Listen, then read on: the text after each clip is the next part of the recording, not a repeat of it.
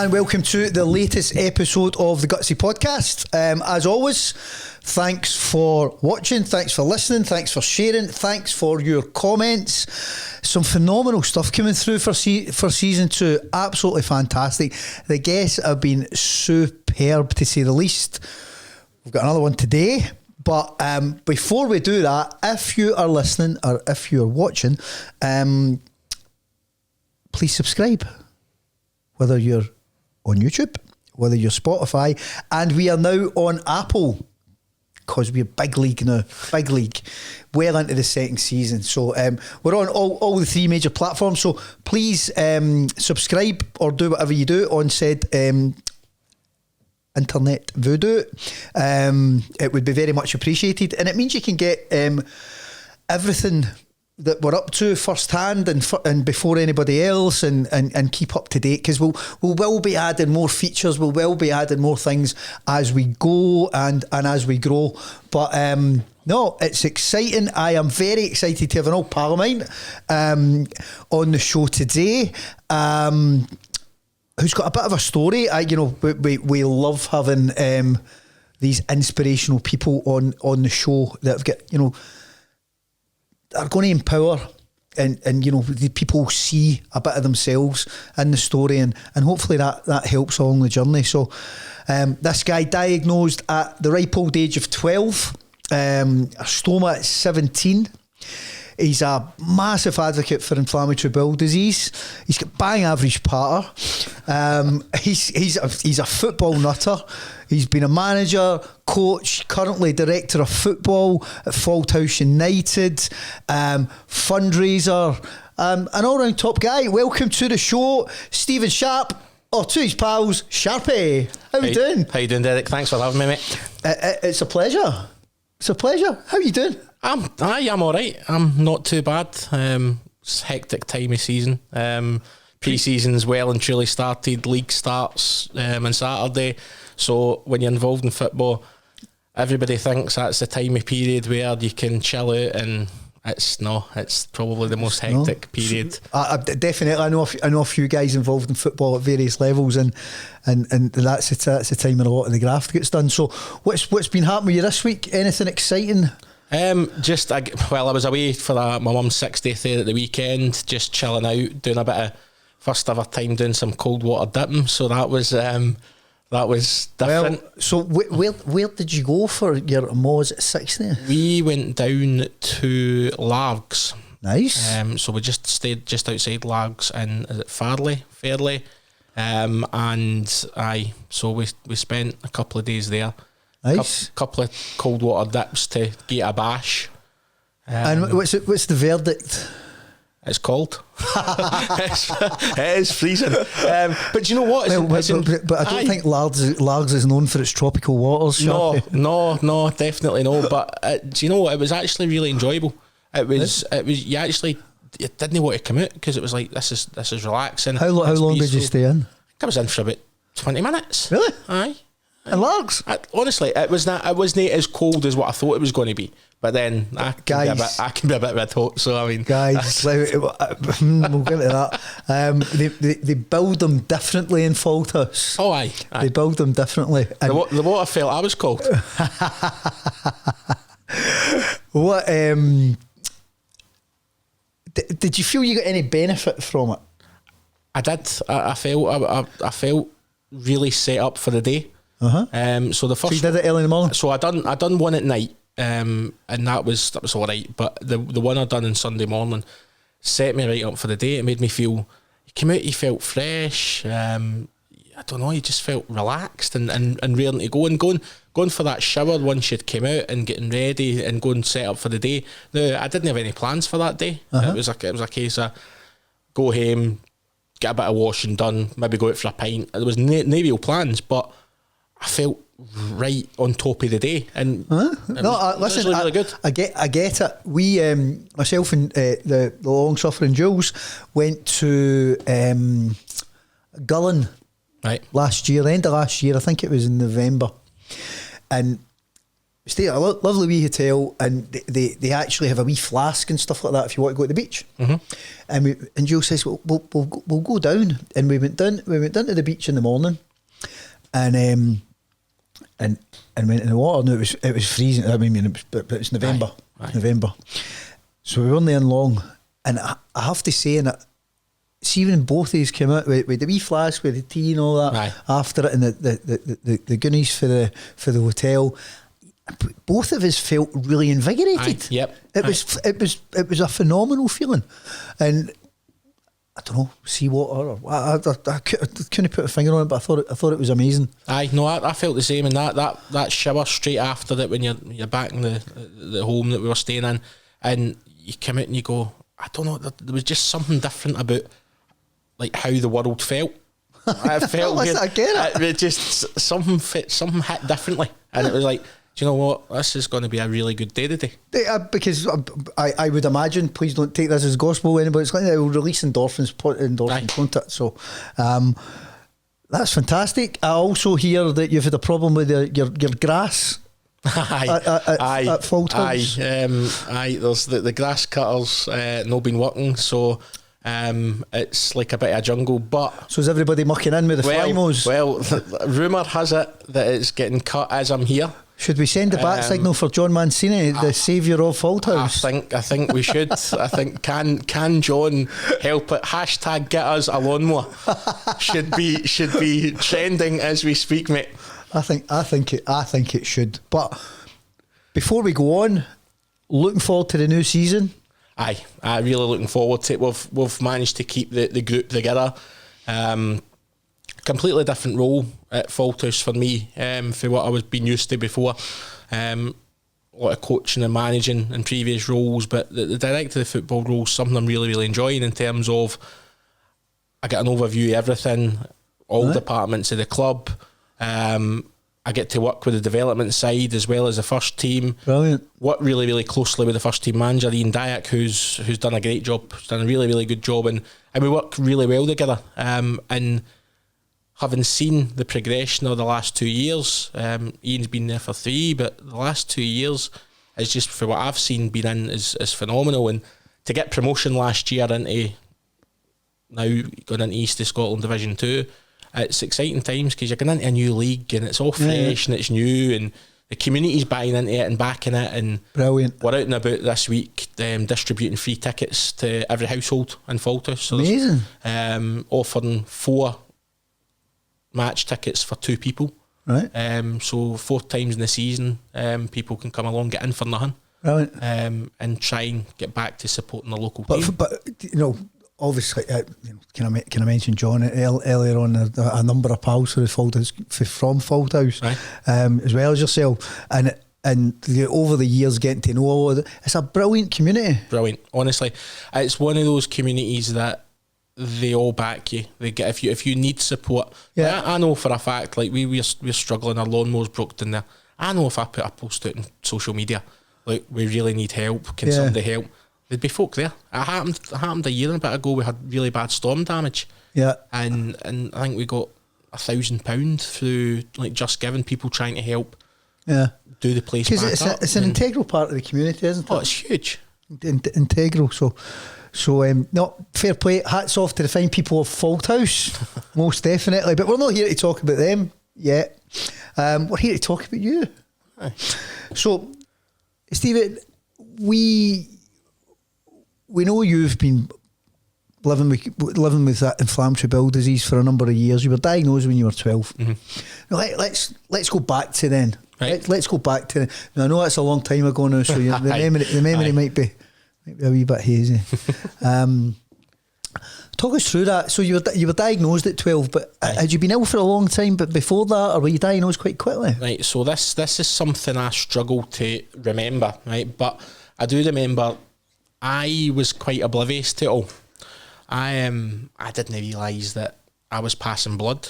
I just thought that when you're wiping yourself, there's a wee cut or whatever. So it was actually my parents. It was my mum that noticed that I'd been passing blood. Right.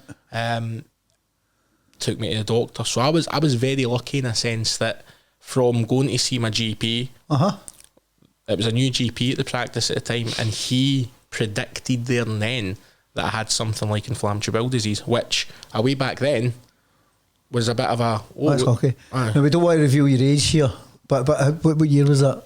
2002. I'll be 35 in August. I know I look older, but it's the camera. It's the camera. It's the lighting in here, Derek. Oh, right. Right, so... Grant, have you not got those young cameras on the day? No. You normally get them on for the guests. Well, I had that on earlier on. Who's taking the piss out of you? You remember the lawnmowers. Sorry, on you go. So they referred me to St John's Hospital. Went to St John's. They basically said, you're too young.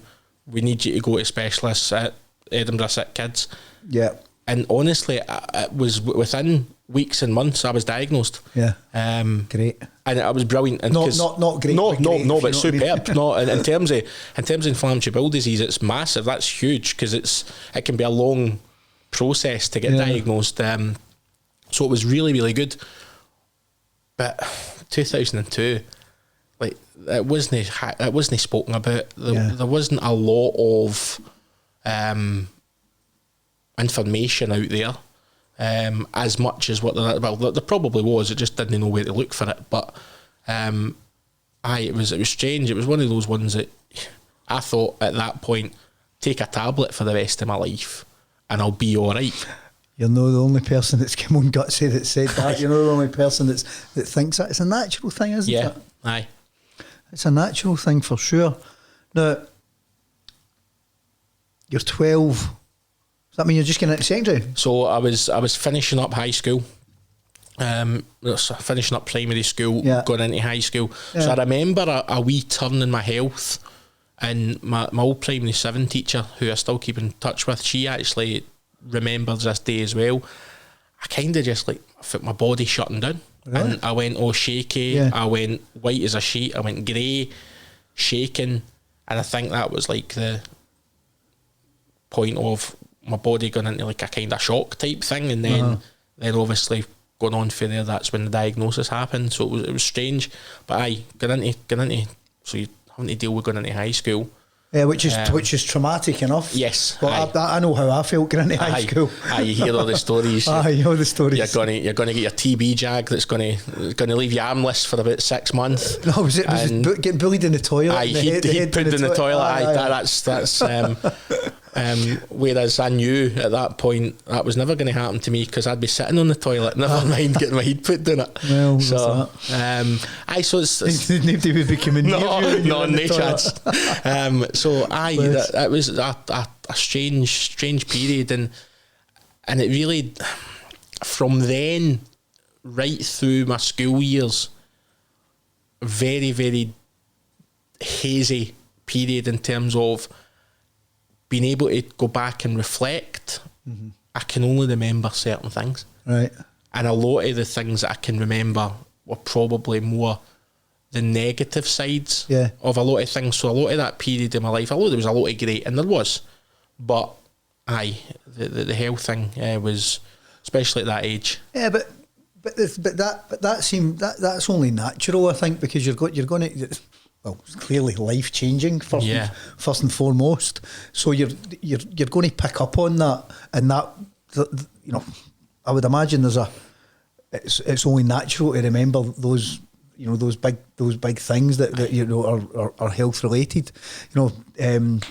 Mark Brown that was on as a guest, an incredible guy.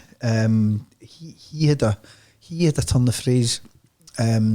Which was brilliant, where he said, you could have a million problems in your life till you become unhealthy, and then you've only got one. Aye. So that one big issue in your life, it's only natural that's the big memories. Aye. And as we kind of touched on, it's really, I think for most kids, you're a kid at that point. Most kids get into secondary school. That's a tough transition. Aye. You've maybe got kids coming in from other schools. You need to learn the new place, and I'm not saying proper education. That's about fair to primary schooling, but the serious subjects that are planning your way. So that's a tough shift, and I don't think that can be underestimated. But Fire in a new Crohn's diagnosis. Aye. Where are you with that? That must be tough. As I said, first got diagnosed, I thought, nah, let's take a wee tablet. Yeah. Great, fantastic, I'll be fine. Then the reality starts to hit once you get, so first year, I think I kept not too bad in first year. Then went into second year, health was deteriorating because I was effectively used back then, and it was common knowledge because they told her I was effectively used as a guinea pig in the hospital with a lot of medication, because there was a lot of new medications coming through at the time that they were like, well, we've not got much experience of using these at this hospital at the sick kids at the time. We'll start Stephen on it and whatever. So I would go on new medications at that point and be pretty alright.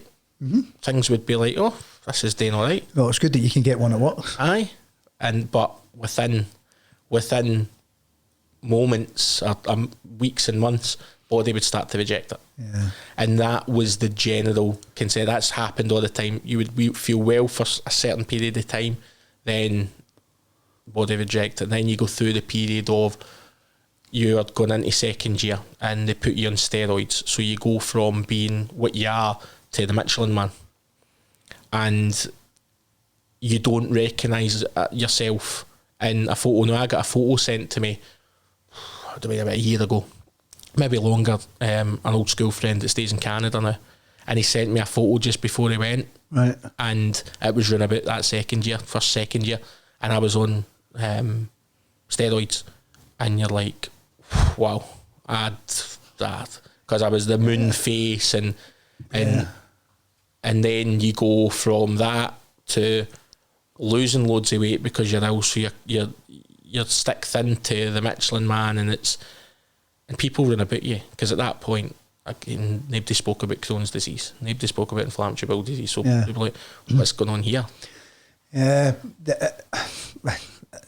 kids can be quite cruel.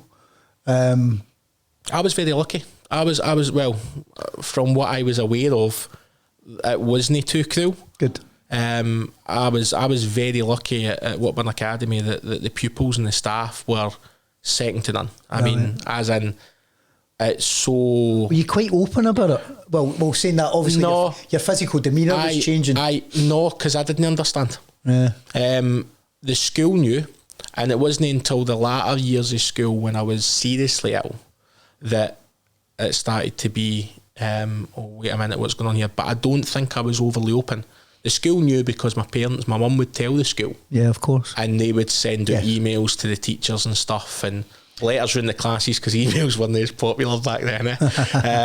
But they would, I think the school took a lot of the burden off me. Yeah. I think if they seen anybody, or what's that tube that he's got in his nose and whatever, I think the school would like pull people aside and go, wait, this is what's going on. Because I remember somebody that was in my class saying to me before I came back from, like, because I was getting fed through a tube at one point. I think I've seen a picture of you as a kid.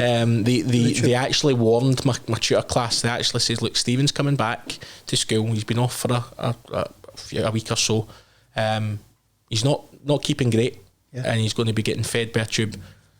It's still Stephen. He's no changed. There's nothing. Just don't make a big deal of it. Yeah. So that the school kind of prompted, which I thought was very, very good. Because they wanted me to feel as relaxed and as safe as I could being at school. Naturally, and I think sadly, no, all schools are like that. You know, they don't have that.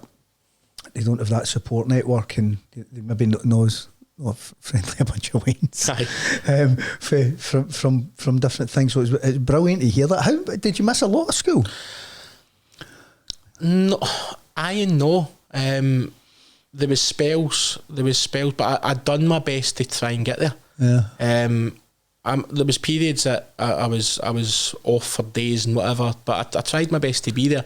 I think it was more when, probably from 5th and 6th year, that's when I was really ill, and they were looking at, well, eventually they had to get kind of emergency surgery. But no, I tried my best to be there as much as I could. But good for you. But I didn't have any real quality. Like, school was taking it out of me. So it was really, really tough, because I'm trying to lead that normal life that I see all my mates doing, and I'm not being able to do that. And a true story, I don't know when it was, but it was someone I went to school with came up to me and said to me once, "We thought you didn't like us." And I'm like, I don't know what you mean. Or we thought you were like better than us because you didn't want to hang about with us. Because they would be coming to my door as Stephen coming out to play. Stephen coming out to hang about with us. Yeah. And my mum would be saying to them, no, he's in his bed, because I was knackered. I was done in. Yeah, of course. And even latterly, when I was leading up to surgery, I was going into school in 6th year. I was going into school 6:30, 7 o'clock in the morning, just when the cleaners would open up, just to try and do as much as I could, because I knew come 1, 2 o'clock I'd be fit for nothing. So I was trying to adapt my life. So did the school make a special dispensation to get you and allow you in earlier? Listen, they done everything, and back then even staff at that point, where if I was struggling, they would run me home.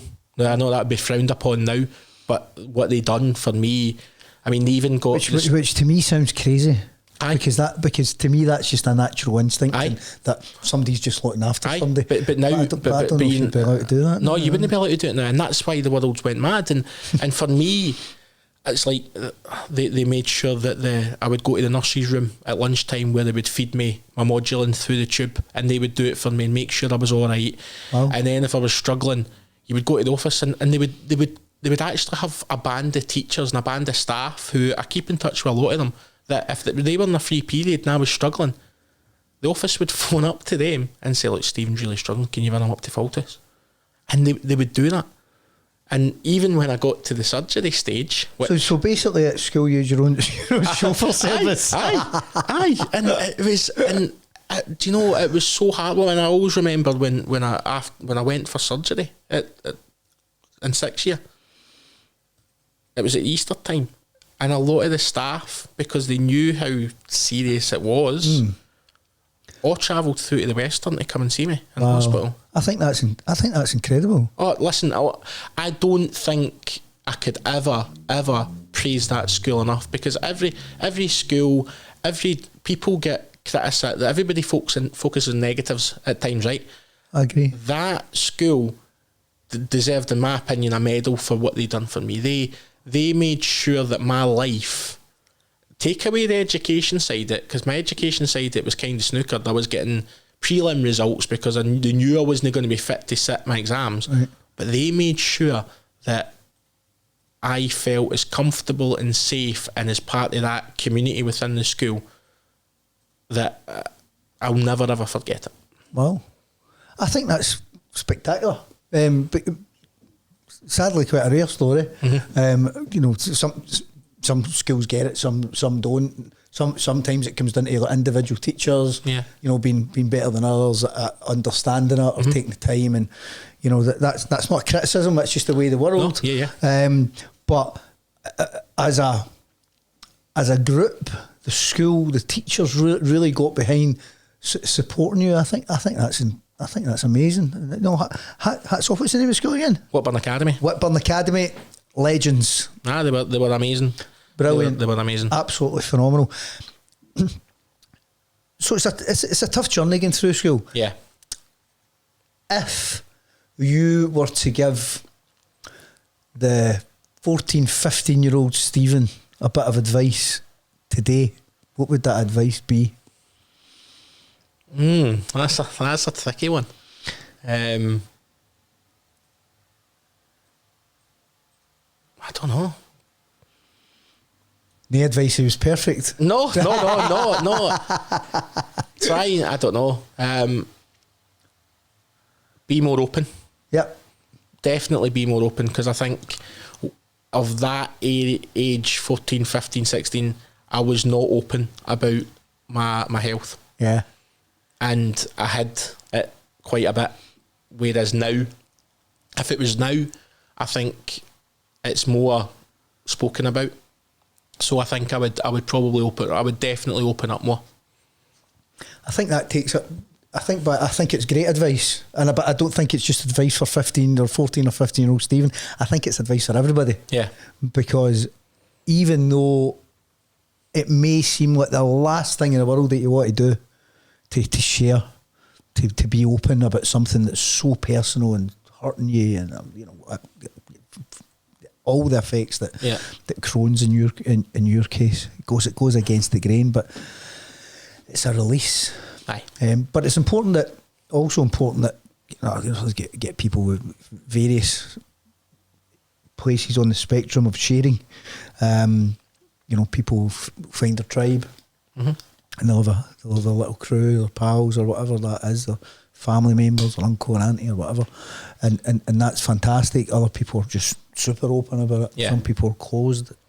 I've always found that in my experience, the people that are most closed are get the most tension. Yeah.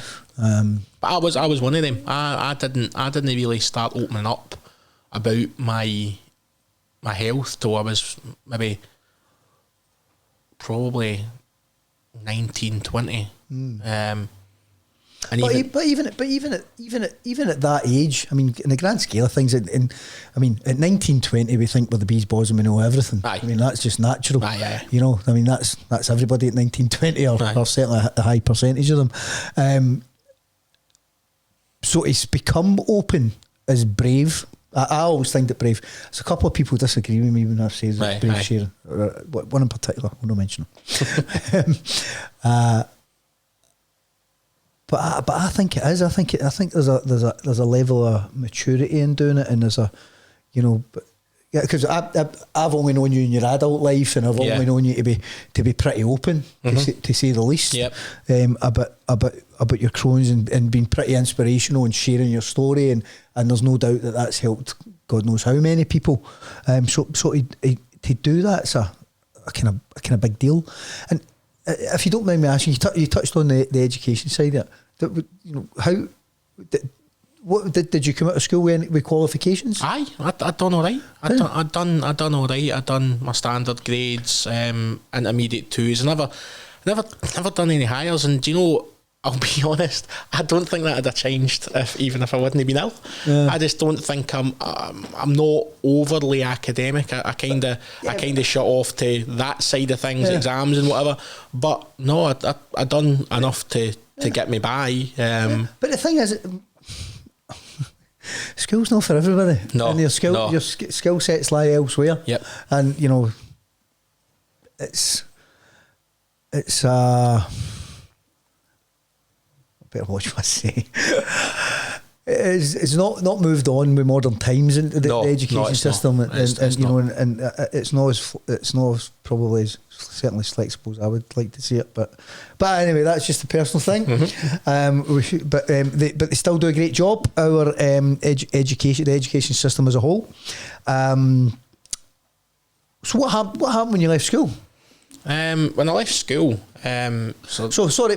Well, let's go back a wee bit. I've kind of leapt on a wee bit. You went through major surgery. Yeah. 6 year. Aye. So talk us through that. So I had became really unwell. So how was that journey? So see 12 to 16, 16, 17. So 12. So how was that journey? Aye. So 12 to 16. Up and down. So new medication, do all right for a wee bit, relapse, really ill. And that went on. 16, I was very, very stick thin and ill and grey looking and fed by a tube. And then that kind of was that. So for anybody watching, what was the reasoning behind you being fed with a tube? Could you not put weight on? Yeah. So my insides were that bad. The inflammation was that bad that they didn't want me eating solid food because they didn't know what would trigger it. So they were feeding me through Modulin through the tube because there was not a chance in hell I was drinking that stuff again because it's rank. So that's a great advert for Modulin. Aye.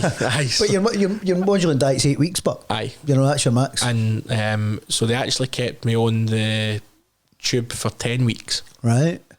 At that point. because my inside were that bad. And then So did the modulin work for you? No. Ah. No. So it was a case of I'm going through this and I'm still not feeling any better. No, so modulin's got what, 65-70% success rate, and getting it a flare. My body was just rejecting everything. So it got to when I was in 6th year, and it was 4 weeks before the Easter holidays, and I'd been really ill again. Now I was down to about 7 stone, which obviously with the lighting in here, folk will look at that and go, "There's no chance of that happening." There's the lighting getting a wee dig again. You're a bit self-conscious, Stephen. You look great, mate. Don't worry about it. You're quite tall, but how tall are you? I'm 6 foot, so I'd be the right weight if I was 9'3". But no, I was down to 7 stone. I could actually wrap my fingers round my waist and they would touch. I was that malnourished.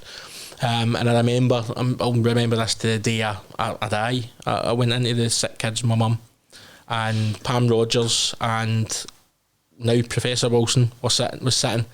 The legendary David Wilson. The legendary. I was speaking to David yesterday. What a legend of a man. He is. Yeah, absolute legend. Can't argue. And I remember getting into the room and I remember seeing a fair bit of emotion in their faces. Right. Oh, this is a bit. Was that not just because they had to deal with you again? Well, I think that. Aye. Here's a Clampets for West Lothian walking in. Fauldhouse's finest. Aye. And I remember them just looking, and we're like, right, we've came to the end of the road here. Yeah. And again, no sinking in with me.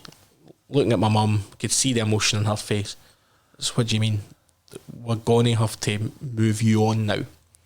And it's going to have to be surgery. Yeah. And it's going to have to be pretty quick. So we reckon you will be in and had your pre-op the lot within 4 weeks. Wow. So that's a lot to get your head around. Aye. In a short period of time. So at this point... Aye. Didn't take anything, mate. Yeah, but they're not using the language, are they? No. I know. I always find that's a challenging thing, and it's probably depending on... Can't speak for David Wilson or anybody else in that position, but the way that you put it, we need to move you on. What does that mean?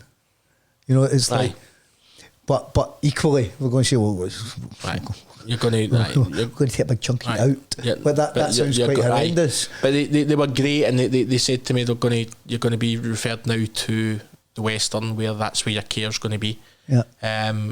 You're going from the sick kids to adult hospital, which is another massive transition as well. Absolutely, no doubt about it. Because kids hospital, children's hospital, youth hospital, whatever you would call it, is like a home from home. Yeah. They make it like a home from home. You're in, you get a PlayStation, you get... Whereas you're then getting put into... Yeah, and a big shout out to all those legends, because we work with them day in, day out. You've obviously experienced it as a someone living with Crohn's, and they are absolute legends. And everybody, whether it's in Glasgow or Edinburgh, or, Dundee, Aberdeen, wherever, they speak so highly of it, and the care that the kids get is phenomenal. The care's phenomenal, but not just for the kids. For the parents, the way they treat the parents like they're their patients as well, and they look. Oh, let me tell you, they are. They are, and they do it. So within 4 weeks, I was then going for pre-ops. I was getting then taken in. Still didn't have a clue what was going on. I knew I was going to get surgery, but they didn't know. They didn't know what they were going to do. They didn't know. Yeah, they probably don't know. There's a degree of until they go in, they don't know what they're going to do. And so we'll need to fit you and mark you up for a stoma. Did I know what a stoma was? Nope. Why should you? Right. And did I properly research? Nope. But you're probably scared. You're subconsciously or subconsciously. You maybe. I don't even want to know. Right. I was in oblivious. So what they done was they put me onto another tube to feed me basically stuff to bulk me up. Right. So it was like, I think this bag of stuff that I had to put on at night time was 2,000 calories in it, and they were recommending that I ate go out and get like the Rolo yogurts and stuff, things that are high in calories. Really just eat as much shite as you can. And so they done that. So did you follow that? I tried to, but again, nothing was not. It was making no change in my appearance, like my weight. I didn't even look at nothing. No, really. Wow. Because I was never out of the toilet. It was just getting out right away. So getting fitted for the stoma, and I mean 17-year-old, and it was Easter holidays. They were like do it in Easter holidays, and I was in back then when you get I was in for 2 weeks, and it wasn't until they performed the surgery, and it was a Mr. Wilson who was a surgeon that came out, and after that he came in with he always had a bit of swagger, this guy, and really, really, really nice guy, and he's like, "You'll be glad I done that." I get what you mean, mate. Because it wasn't until I came out of surgery, which was probably very traumatic for my parents, my mum and my auntie that were in the hospital at the time, because the operation was supposed to last something like 3 hours. Yeah. 7-8 hours later, I'm still in surgery, and all they're saying is he's stable. So I always think about the effects that had on them. Yeah. Listen, I don't think anybody can really underestimate what a parent goes through in these situations. I mean, we see it quite often. Like, you've used the word oblivious a couple of times, and you're just getting on with it. Aye. But they know what's happening. That's the thing for me, right? I'm out it. I'm under anaesthetic. I don't know what's going on. They're seeing every single minute of the clock, and they're told it should last for 3 hours, and 7 hours later they're getting told he's stable. I don't know how my family were able to cope with that, and that always upsets me, because I'm like, I would have hated to have been them. It's so horrible. But I woke up and it was a look under, I seen the stoma, and then when he came back to me, he was like, "You'll be glad I done that." And I'm like, "Aye, cheers." And he went, "No." Sorry, just to be really clear here, you don't know that that's happening to you. No. You wake up with Swagger and Mr. Wilson, not to be confused with David Wilson. No. The Ledge, and it's like, what do you feel? I just put the cover back down and thought, right, I'll deal with that later, because I was. But did it register what it was? No. And then they explained a bit more, and that's when he says, "You'll be glad we done that." And I'm like, "Well, why?" And he's like, "Well, if we didn't, I was about 4 months away from no being here. My insides were that bad." Right. And that's something that will always stick with me. His words gone. And bear in mind, that was Easter. My birthday's in August, so you're talking 4 months. Because it was like, you would never have seen your 18th birthday. Right. Wow. And I'm like, oh, okay, it's real. And how did what should I mean? You need to get to know this new normal, and your new friend. What's the people name him? I know, I've never been to. Have you never named them? No, have you not? No, I'm not that imaginative. Maybe we should name him today. Well, how do we know it's him? I could talk us through that process, and you getting used to that, and there must be so many conflicting emotions there, Stephen. I don't think I did for many years, mate. Yeah, I don't think I did. I think I read that I was riding the wave. I was just going day by day. Yeah, but I don't think I properly accepted it for months, years, to be honest. And I can totally understand why. Was there a point in your life where you did accept it, where you were, and with the journey that you'd been on, or still on? Probably when I started, I think when I got to my mid-20s, and I decided that I wanted to give something back. I wanted to raise awareness. I wanted to raise funds, and it was never about so much raising the funds. I wanted to raise awareness, because my goal at that point was, if I can help just one person that's been through what I've been through, then I've done my job. Yeah. But it wasn't until mid-20s that I started to properly go, well, I've not got a choice. I need to get on with this, and I need to learn how to live with it and accept it and love it. Yeah. Because if I don't love that stoma is the reason I'm still here. Yeah. So why shouldn't I love it? And it's just a new norm for me. It's just an adapt, and people have to adapt their life all the time for a number of different reasons. So I've just had to adapt my life around that. Yeah. I don't know, but I know this is a topic that we're definitely going to talk about, because it means a lot to you. I'm just going to dip into it a wee second.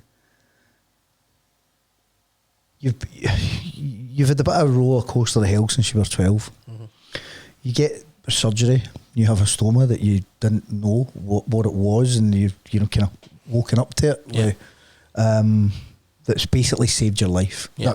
No question about it, saved your life. Yeah. You need to adapt to that. You've not, by your own admission, really accepted where you are, and you're riding the crest of a wave. Now, anybody who rides the crest of a wave, the wave falls. They prepare for it. They're going to, like, in surfing terms, wipe out. Yeah, wipe out, they would call it. So that wipeout is like kind of is your mental health. Right, I describe it kind of as burnout. You burn out because you're constantly fighting your own lack of, trying to find the word, lack of acceptance. Yeah. So if you're constantly fighting that battle with lack of acceptance to living with a stoma, then you eventually burn yourself out, and I think that's what I've done. Yeah. At times. And it's been proper tough, because I think anybody that knows me knows that I like to put a positive slant on things. No question. And I think it's for me, I always want to be the person that helps and supports others and be that positive influence. But I think more so, especially even recently, just trying to kind of accept that. I think accept that what I've had going on, but I think what makes it tougher is the sheer roller coaster of IBD, because although I've got a stoma, it's still up and down. Yeah. So and it's unpredictable.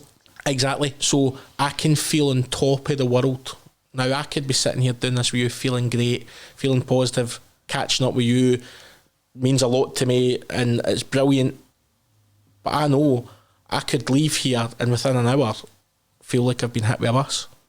And I've got other commitments this evening, and you go, and it's the psychological aspect of that. And that's why I kind of always feel for my family, because I'm getting the effects of that psychological part now. Yeah. But they've went through that. Yeah. All along. But do you know something? See if you don't mind me making a wee observation. Aye. You've said something along these lines twice. I'm going to ask you something. You've said that you want to be there for other people. Mm-hmm. And that's really commendable. I mean, absolutely. You said you were worried about your family and what they've went through. Mm-hmm. What about you? What about your self-care? It's something that I've really, really lacked. It's something that only up until probably this week and last week, I went on to a first aid for mental health course. Fantastic. And it wasn't until we're doing modules in that I went, wait a minute here. Really? Aye. How can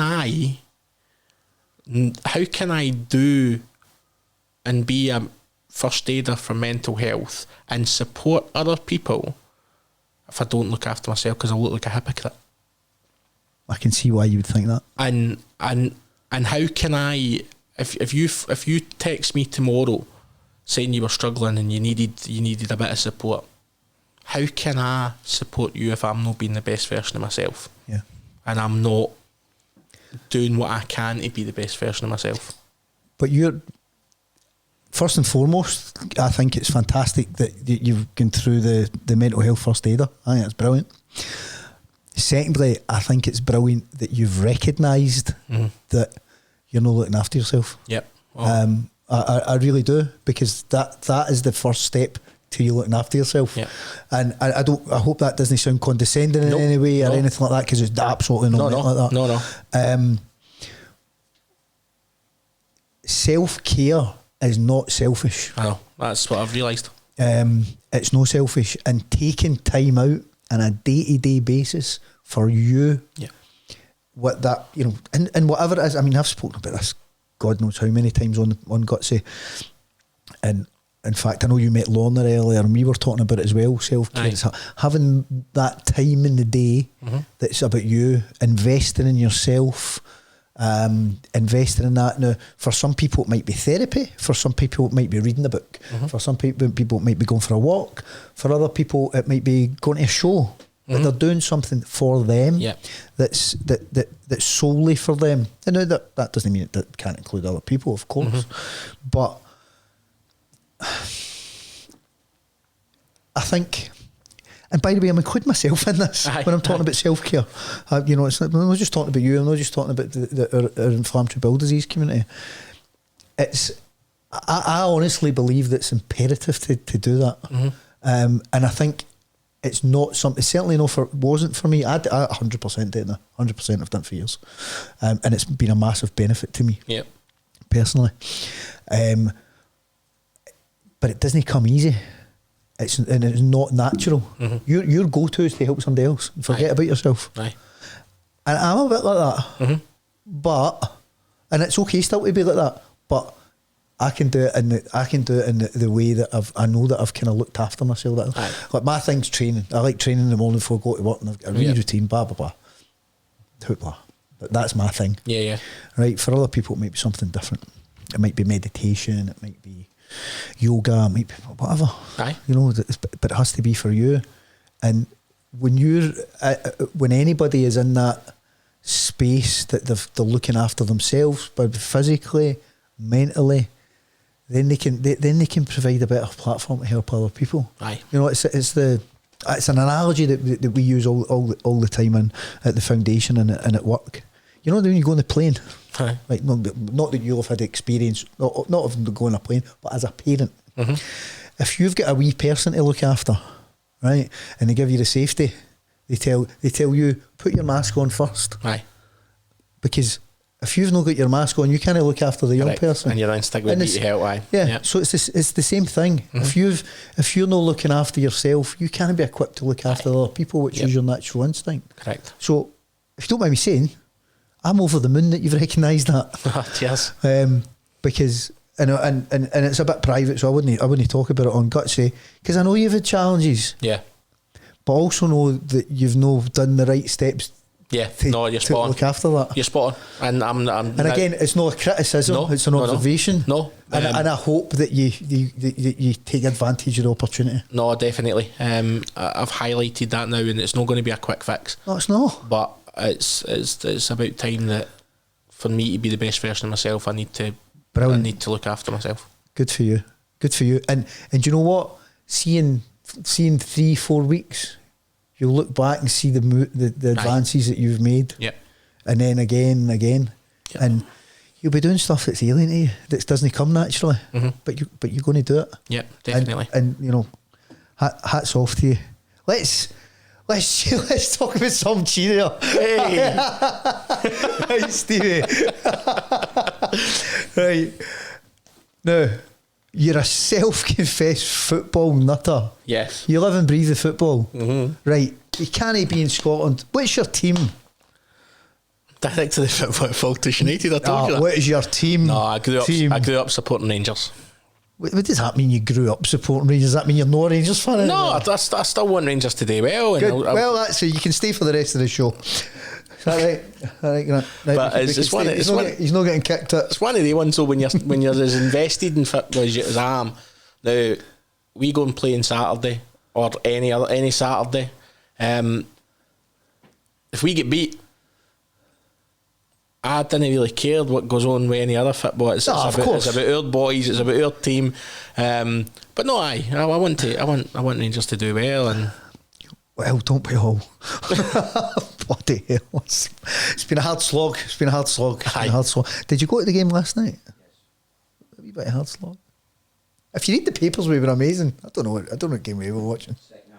Second half was okay. A couple of good goals. But we're not here to talk about Rangers.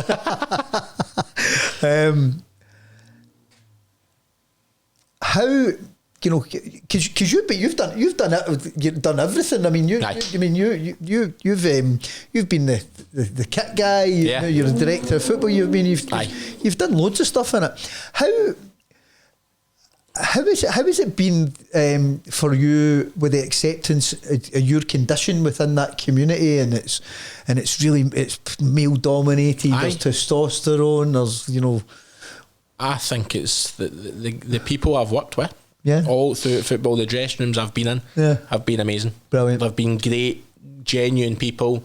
But I think also every role I've done, from kit man to manager to director of football, I think when you have an open and honest persona and you explain to people that, do you know what, I have my down days, I struggle, I will make mistakes, I didn't always get it right, and I think when people see that bit of, wait a minute, he's quite humble, he knows that there's things he can improve on, and he knows that he's going to have his down times. You're vulnerable. Yeah, if you show that, I think when you're in a position of sort of power at any level, whether it's managing a team at work or whatever, when you show that you're human, you get the best out of the people around about you, because they're like, well, do you know what, they go through.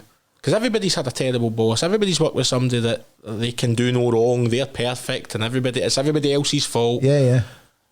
When you show that vulnerable side, that all you're doing is doing the best of your ability, might not be the best. It might not be what we're looking for at the time. Yeah. But as long as you're showing that you're giving the best of your ability, I think there's a general acceptance. I think that's phenomenal, because it's not the case for everybody, as you'll probably know. And through in the football world, I know there's a few high profile guys with Flames build. One of them being the current Rangers manager. Yes. Colitis, I think. Yep. Also have colitis. Yep. In fact, have I not seen a picture of you with Russell Martin? We actually during it's a big name drop. During lockdown, we spoke to each other on a video call for about 45 minutes to an hour, just seems like a nice guy chatting football. Really, really nice guy. Seems like a nice guy. If you are watching, Russell, it'd be great to come to the training centre. Myself and Derek would love to meet you at the training centre. Never mind the training centre, we want him in here on Gutsy, and also some hospitality. Listen, it's a teamwork here. One step at a time. So, but of my knowledge, Russell Martin, obviously Dan Fletcher, and Aberdeen captain Graham Shinnie, who very kindly did a thing with Sky Sports for a couple of years ago. Yep, I remember. Very good. Still trying to get you on the Gutsy podcast, Graham. So we have reached out. Come on, let's get you on. We'll hopefully have Big Alex McLeish and the family on, and hopefully this season of Gutsy, get the family on there, because we know John and Jamie. Living with UC, great guys, great family. So there's lots of high. But one thing I was going to ask you, which I was kind of getting to in a bit way, but I was getting you opportunity to name drop your pals with the Rangers manager, was because of your story, because of you've been great at being pretty open about it all, and you're at, certainly since I've ever known you. have you through football then been approached to help people, or you maybe got players in your team or another team? I've had a lot of people come to me with family members that have been ill and stuff that they think it might be IBD that they've got. You then get random. I've been to games. I've been getting ready to go into the dugout, and I've been stopped by random people going. I seen the thing you done for charity. I've got colitis, I've got Crohn's, I was dying, and you get a lot of people coming up to you and saying, how have you found it? And then they tell you their stories, and it just shows you how big the IBD community is as well. And football's similar. It's a big community. You start to get to know circles of people, but I've had a lot of people throughout the years come to me, and not just. I think when you're involved in kind of jobs I've done in football, it's not just even health related problems. You get a lot of you get everybody's problems. And you're a social worker. You're 100% an unpaid social worker. That is a thing. I should be that qualification. I'm getting no first aid for mental health qualification. Well, maybe that could be part of it. Could be part of the deck of qualifications. But do you know what? I don't. As I said, I like to help people, and if I can help them burden some of their problems and get it off their chest, then I'm helping. I think you've touched on something. I think half the time it's just talking about it for people, and it's an old cliche problem, shared problem, having and all that, but it's absolutely true. It's the first thing that they told us on that course was simple. It's start a conversation. Like, you don't know, everybody's fighting different battles. It could be any sort of battle. So like the three of us in this room, the battle could be not got a clue what to have for my dinner tonight, right? Do you know what I mean? Do you know what I mean? But that it's not a bad battle. But you start a conversation with somebody, they give you ideas before you know it. Well, let me tell you, tonight we have, as you may or may not know, Sharpie, we do a fundraiser at the West Highland Way every year, which is at the end of August, which is very badly planned by me because it's always in the first Old Firm game of the season, the way the fixtures have went the last few years, which is a bit of a pain in the arse. However, well, sometimes we know if you're getting gubbed, but we've done no too bad in the heads to heads over the past wee bit. Tonight the team's meeting everybody, because it's basically a group of strangers that are living 24/7 with each other. So you want to get them together. So tonight we're all getting together, doing a bit of team bonding, and we're going for food. Excellent. And I have to say, where we are going has a brilliant steak pie, and I can't get it out of my head. So they didn't even need to start that conversation. So that is not a problem for me at the moment. I'm going for the steak. I'm going for the steak pie. Most definitely. 18 Candle Rigs, who are great supporters of the Catherine McCune Foundation, where we have our Comedy Cronies days. One of our locations. But I'm looking forward to that. So that's no problem for me tonight. Oh, there you go. And if you ask my wife, it never is, because she says, I talk about food. And she's probably right. But that's brilliant to hear that, because of kind of how open you are, and within that kind of sporting world, that people feel that you're approachable enough. First and foremost, I think that's a good thing, to say the least. But you've done your fair amount of fundraising as well. Aye, over the years. I remember you did your Santa bungee. I think in my memory, I think you were the first who I am aware of who's jumped to a stoma on our event. Well, there we go. No, I remember that. Do you know what? Did you have to go to the doctor first to ask about it?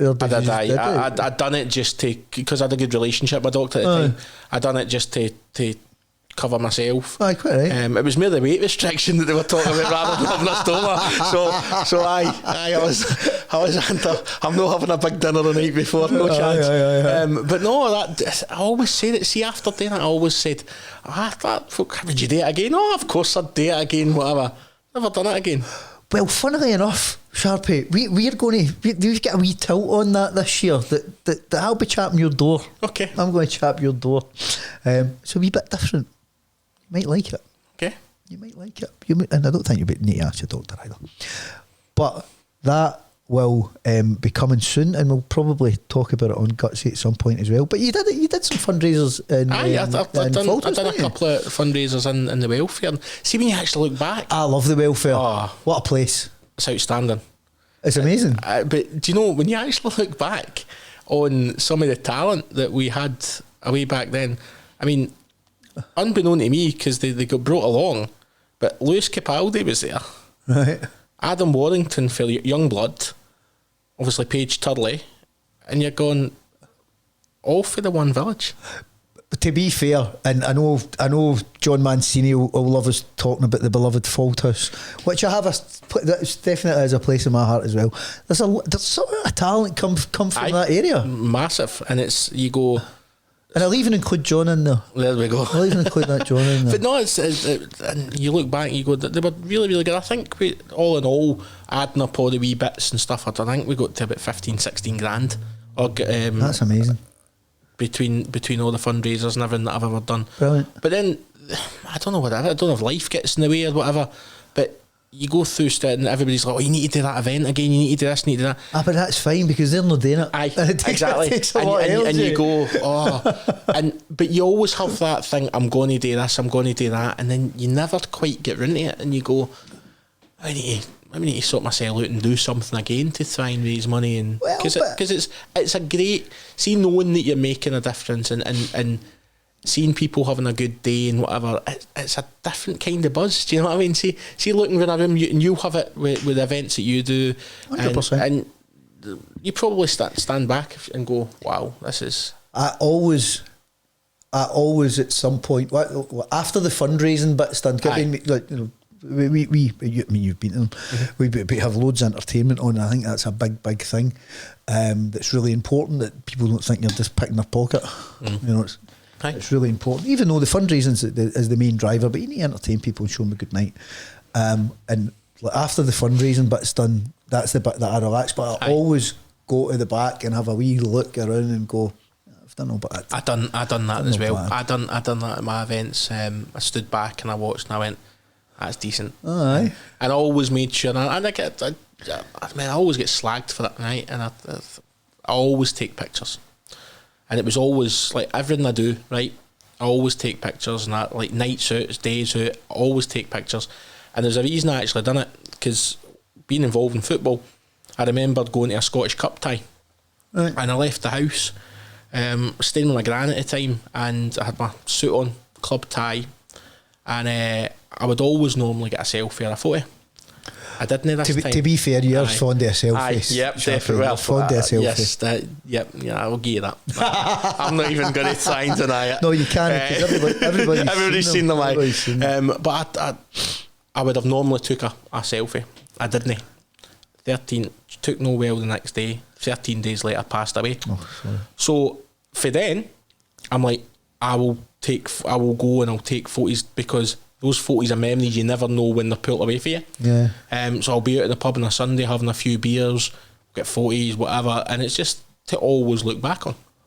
Do you know what? I think that is the right attitude, definitely. Because for some reason people are, oh, what are you doing that? You know, they kind of, it's almost, and not for everybody, some people frown upon it. Do you know what?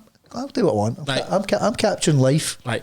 You know, because you never know. This is my autobiography. This phone, but so I'm looking back, and it's amazing. You can look back and go, do you remember? Or something tragically happens in your life. You maybe lose somebody, and you go back and you go, couldn't even remember getting that photo taken. Remember we went here. Remember we went there. And I give that advice to so many people. I give it to even young football players that I've coached and managed, and even some of the senior players.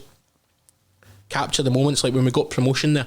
Yeah. I encourage the team to stay in the local village, get plenty of pictures, because that's your memories. Yeah. You look back in that, and I think that's the good thing about the current culture of mobile phones and social media, because 15 years ago it was disposable cameras, and if you didn't put it into boots, you're never getting your photos. Sometimes you come out there bloody rotten.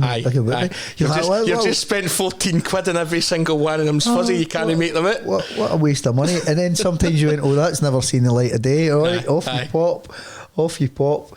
But no, fair play to you. Congratulations on that, and I hope you do get going on the old fundraising again. As I say, we'll have a wee thing at Christmas time. Okay. Right, you'll be the first to know. But and I've seen a picture of you with the then Prime Minister. Yes, I was down. I think it's 2 years ago now. Time flies that quick.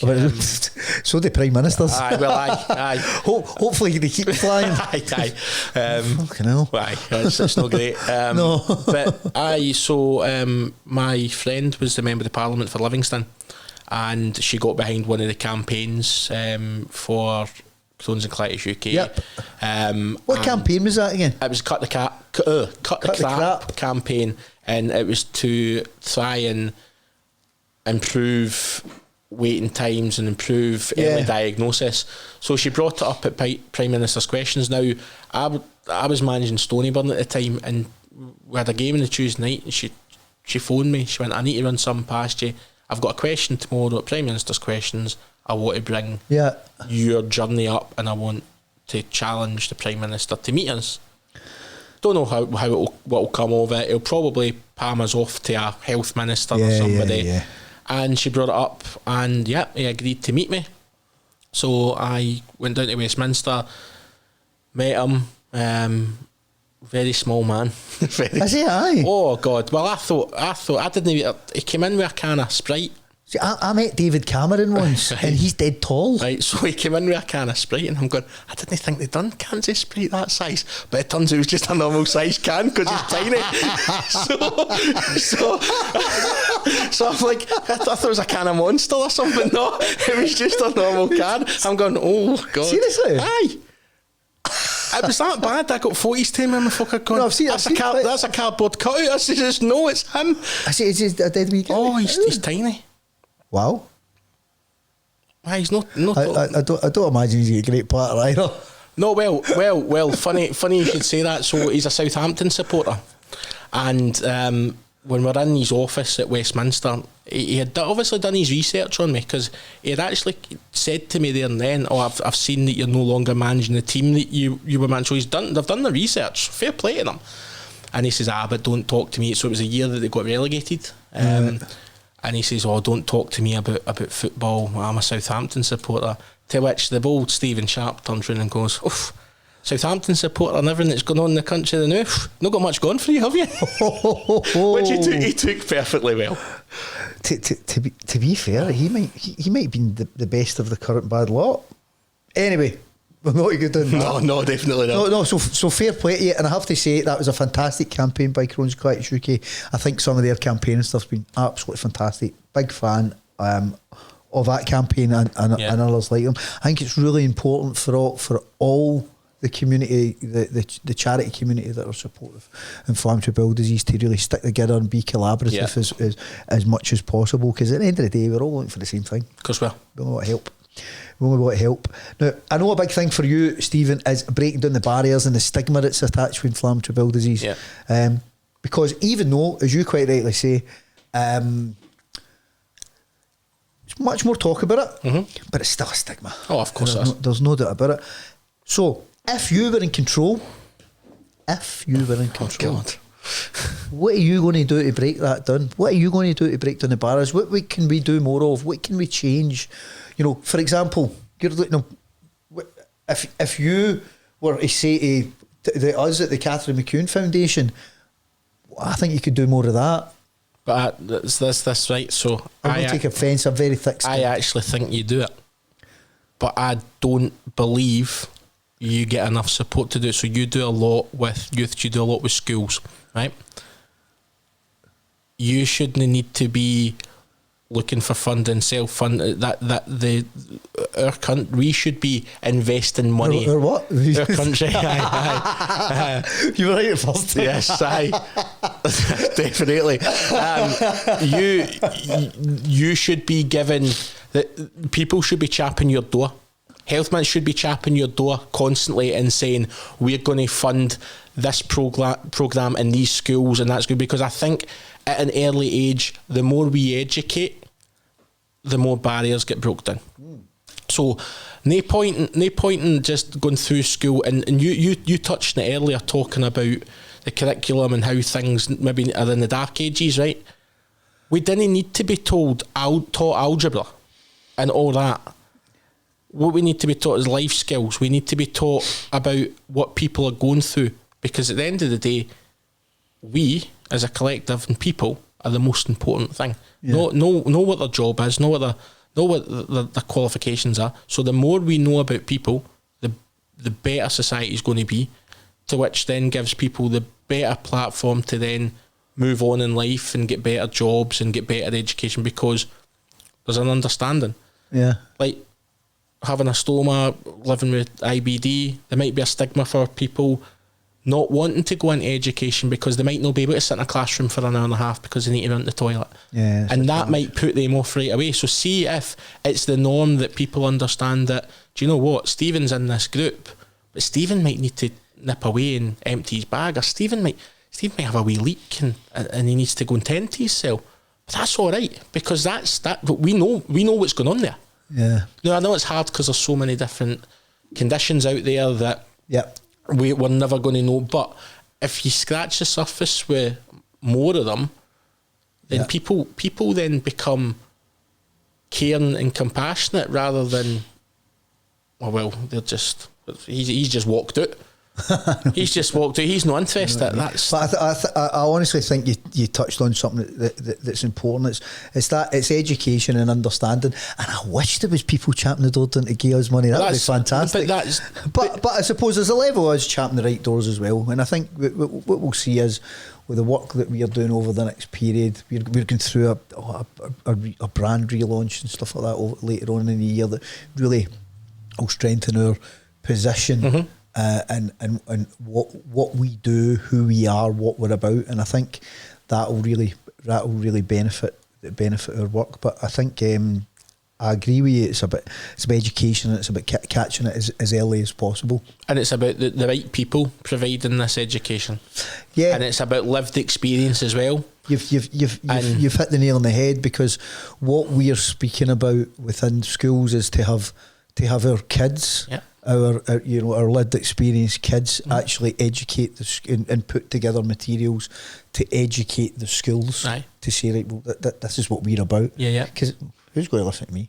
Who's going to listen? With the greatest respect to you, exactly. You're too old. Aye. So it's having that, but all through walks of life as well, workplace as well. Mm-hmm. We spent a fair amount of time in different workplaces. So no, I think you're right.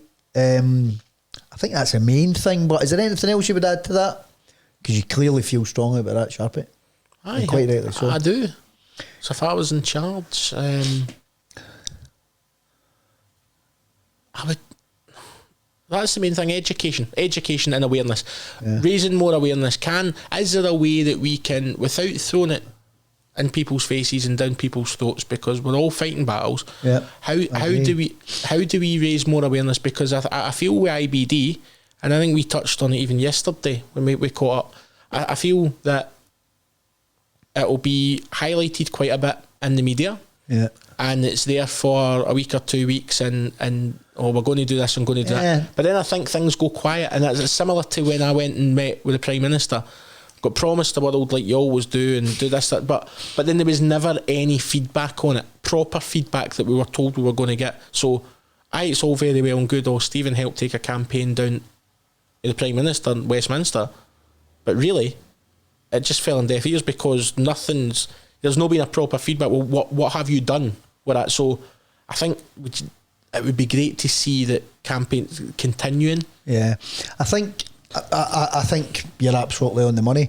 I think we're certainly, we've found a challenge press-wise. Listen, this stuff's no rock and roll enough. No, I know. That's the reality. You'll get from time to time, you'll get a celebrity that's been through a hard time, and that they've got a tough story, and that becomes a story for a week or two, or if you're lucky, you'll maybe get a run at it that's in the press. You may be getting This Morning, something like that, and that's brilliant, absolutely brilliant, and it's great that these guys share their experience stuff. But then it does fall down. But it's no wrong. I mean, our experience, we and again we did speak about this. We put stuff. We actually go through the process. We've done TV interviews. We've done press interviews. We've got spent serious time. You know, Mickey that helps out with a lot of our PR stuff, you know, spends a lot of time on it, and then it doesn't even appear. Correct. And you're like, wow. But so it's, you know, it's not particularly rock and roll, and these guys are trying to sell papers and sell clicks, and it falls down the falls down the table, falls down the radar, because they're just like, well, there's something that we think will sell more papers, will sell more paper. I'm so my age, yeah. No, but you're right. It's hits now, isn't it? Well, there's some printed press still out there. To be fair, I'm a bit of a fan of the paper. You know, not. See, on a Sunday, not that I do it very often. Like getting the paper. Because you're getting to that age that the wee magazine that's inside it, so they pull up pants and that for waterproof pants. And I absolutely wondered where you were going there. Aye, so you're getting to that age, you'll start getting stuff out there. Like Tenor Lady? Well, no Tenor, but you know the magazines that... Listen, I'm comfortable with my age and where I am in my journey, young man. Very comfortable. Very comfortable. I know there's pitfalls in it. Believe me. It's not at all, mate. It's not perfect. But I'm embracing it. I was 50 a few weeks ago, and I'm absolutely feeling it. Okay, before we finish up, Sharpie, first I just want to thank you, because this has been a brilliant chat, and I think your story will inspire. I think it'll empower. I love the fact that that you've committed to look after yourself better, and I'm going to chin you on that every now and again. Please do. I will. Now you're accountable. Now this is in the public domain. We were speaking about this earlier on. So it's in the public domain. You need to do it. Accountant 100%. Right, that's what I'm looking for. Right. So I'm quite happy to be the accountability guy in this, because I think you've got millions to offer, but you need to offer it to yourself first. Yeah. Don't mind me saying. So quick fire. 3 top tips for living with IBD. God, I'm going to sound patronising right away. Look after yourself. I don't do this myself, but you should. Aye. Do as I say, not as I do. Aye. No, do you know what? Because I'm now realising I need to. So look after yourself. Don't be ashamed. And don't feel that you're letting people down. So don't. Yeah. Do what you need to do for you. So look after yourself. Do what you need to do. Going against everything you spoke about. Aye, spot on. But you're right. I think you actually touched on something that's quite interesting, because people who are living with a chronic condition can often feel as if they're letting other people down. Yeah, and they're not. And they're putting themselves under a lot of pressure that's needless. Because see, if somebody, I think if somebody feels that they've been let down by, like, turning up to a party or something like that because you're not feeling well or whatever, that says more about them and is a bit disappointing. You're looking for a bit of understanding there. The people who count would never feel let down at all, ever. Aye. But I think it's a thing that people need to realise. But I think that's part of that self-care journey and looking after yourself as well. And it's just, I've spoken about this a couple of times on here, it's actually a skill saying no. Aye. No, you're spot on. Definitely, I've been in that position where, can you help with this? Can you do that? Yep. And then you need to go, whoa, I need to, again, put myself first, which I'm starting. So the 3 top tips are for everybody watching and listening, but also for yourself. Yes. What are the 3 positive things about the 3 top things on your IBD journey? What are you grateful for? I am so as much as the journey's been difficult, it's given me the opportunity to do things and be involved in things that I would never have been involved in. So taking a campaign to the Prime Minister, I met the Queen at one point. Did you? Yep. When did you meet the Queen? I was taken to the I like the Queen. Yeah, she was a lovely woman. She's a lovely wee woman. She's on all the money in that, I know. No for long. Charlie's but the notes are going to be that size for his ears. Easy now. No, but listen, I met the Queen, state opening the Parliament, and it was a great experience, and it was all through the work I'd done raising awareness of IBD. So So how does one get one's invitation? To It was actually our MSP at the time, Neil Finlay, took me along as his local hero. Neil Finlay? Yeah. The Labour MP for Fauldhouse, I believe. Right? Yeah, MSP back in the day. Yeah, that's right. I'm sure I've heard Mancini mention him before. And he took me along as a local hero, and we got chaperoned outside, and the Queen went down, and it was a great experience. But again, that would never have happened if I had. So when you say met the Queen. Yeah, she came down and she was talking away. Yep, it was actually. What's she say? Right, so no. What's the Fauldhouse result of the weekend? Right, so true. So this old dear had kind of pushed in front of me, and basically went like that with her handbag to push in front, right? You're getting bullied by the grannies. But the Queen's clocked this. Really? So as she's walking down, this wee woman's like, "Oh, the Queen's going to talk to me." Queen just looked right past her and she goes to me, "Rather chilly today, isn't it?" Now I didn't know what to do. I didn't know whether to whip my jacket off, put it on her shoulders or nothing. I did not have a clue what to do. That's no protocol, right? No. But no, it's rather chilly today, isn't it? And I was like, "Yes, ma'am." And then away she went. She must be small. She was very small, but lovely. Like, you would love to sit and have a wee night in watching the telly, Gladiators on a Saturday night. It'd be brilliant. Something Fish supper on the Gladiators with the Queen. Something tells me he wasn't a Gladiators fan. However, right. So what was it? Right, so it's got you in positions you would never be in. Obviously, meet some influential people. Yeah, it's allowed me. It's matured me.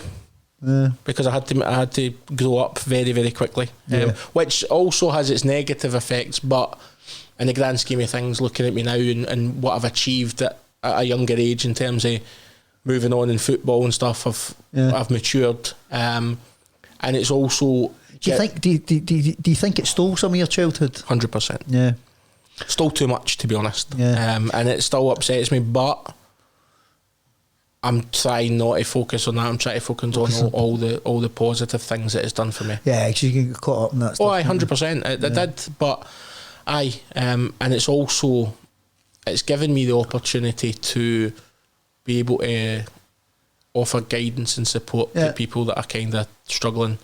And again, I've been able to give lived experience to people that are going through it. So again, as I said, the first time I ever done any awareness raising and any fundraising, if I can help just one person, then I've done my job. And that's the motto that I've always had. Brilliant. You've definitely helped more than one.